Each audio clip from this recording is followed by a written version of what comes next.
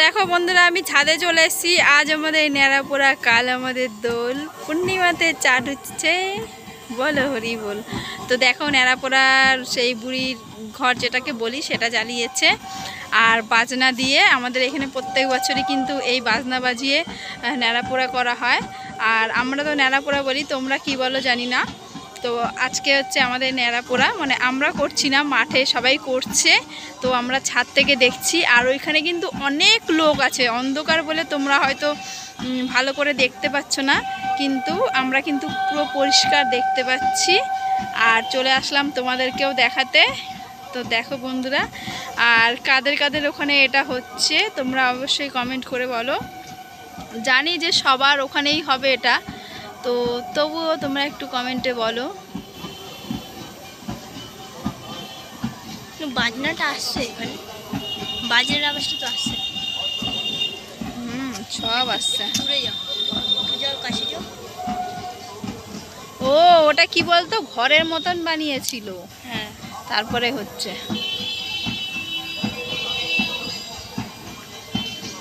তো দেখো ওখানে কিন্তু প্রচুর লোক আছে, ওই দেখ।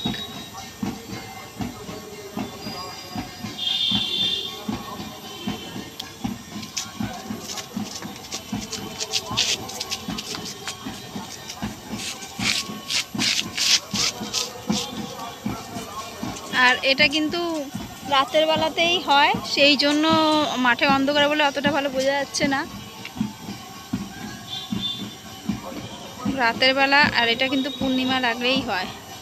আর কালকে কারা কারা দোল খেলবে অবশ্যই কমেন্ট করে বলো। যদিও বা এখন আর আগের মতন কেউ রং খেলে না, আবির দিয়ে খেলে। তো কারা কারা খেলবে অবশ্যই কমেন্টে বলো।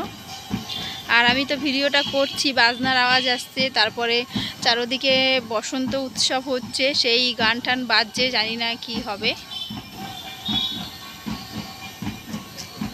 মানে আমি বলতে চাইছি কপিরাইট না আসে, জানি না কি হবে।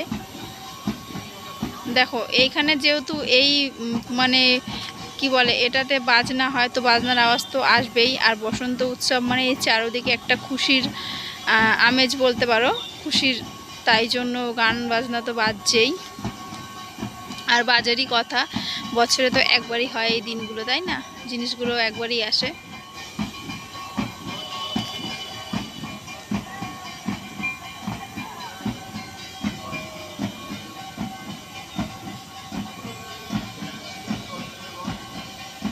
তো বন্ধুরা চলো, আমি এবার নিচে যাব, কারণ কি ভাত বসিয়ে এসেছি, তো ওই জন্য নিচে যাব। আমি এতটুকুই দেখলাম, তোমাদেরকেও এতটুকু দেখালাম। তো চলো, বাই বাই। আর অবশ্যই কিন্তু কমেন্ট করে বলো যে কাদের কাদের ওখানে এটা হচ্ছে, ঠিক আছে?